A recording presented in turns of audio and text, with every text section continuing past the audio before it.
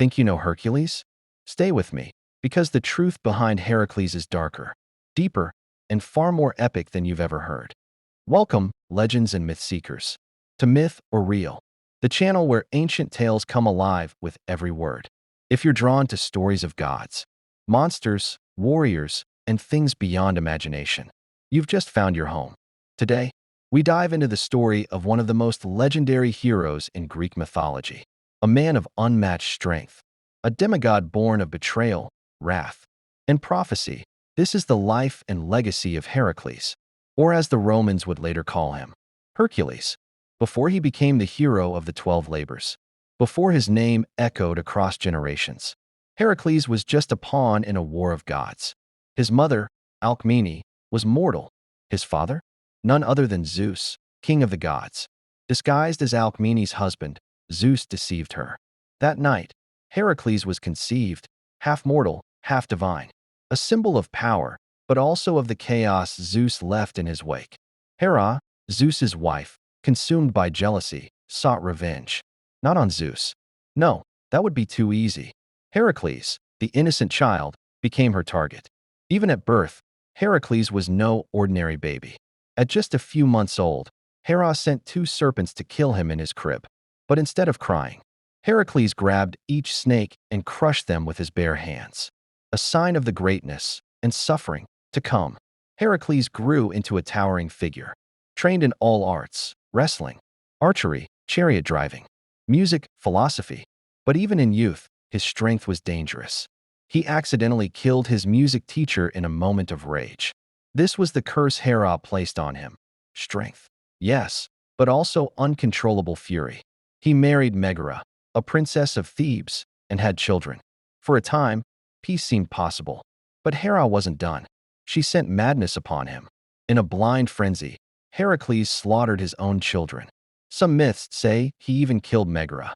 When he awoke from the madness, the guilt was unbearable. To atone, the Oracle of Delphi told him to serve King Eurystheus for 12 years. There, Heracles would be given 12 impossible tasks. 12 labors. The Nemean lion, a beast with skin no weapon could pierce. Heracles strangled it with his bare hands. He skinned it with its own claws and wore the pelt as armor. The Lernaean hydra, a serpent with many heads, cut one, 2 grew back. With his nephew Iolaus' help, they burned each stump as it was cut. One head was immortal. Heracles buried it under a rock. The Ceryneian hind, a golden-horned deer sacred to Artemis. He chased it for a year before capturing it without spilling its blood. The Erymanthian boar. He trapped the monstrous boar in snow and carried it back alive.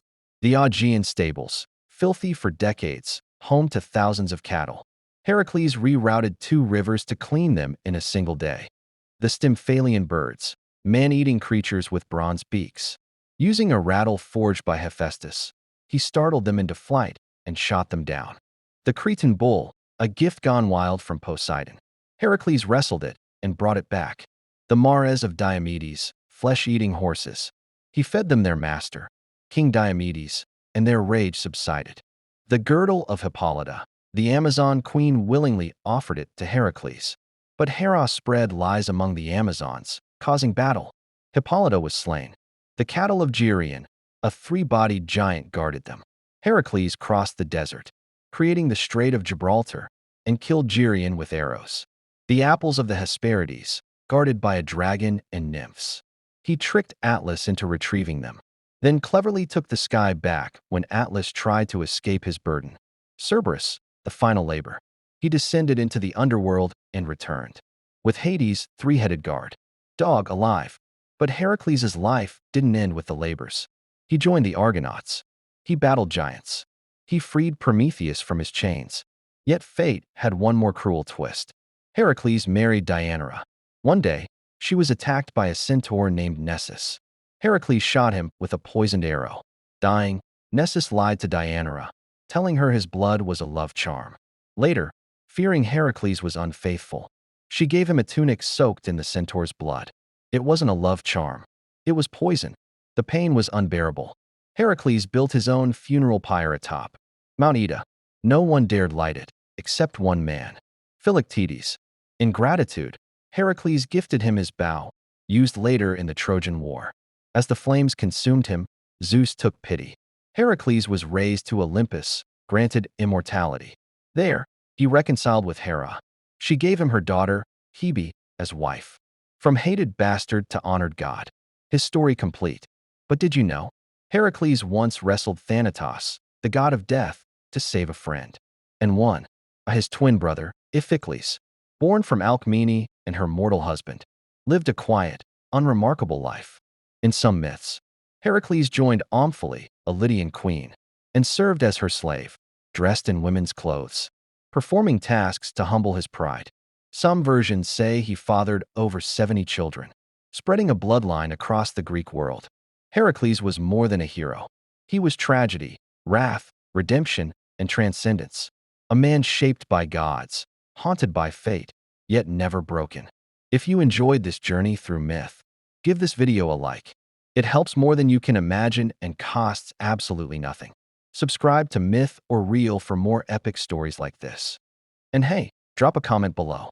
Tell me your favorite mythological character, whether it's kings, warriors, demons, angels, or creatures from the unknown.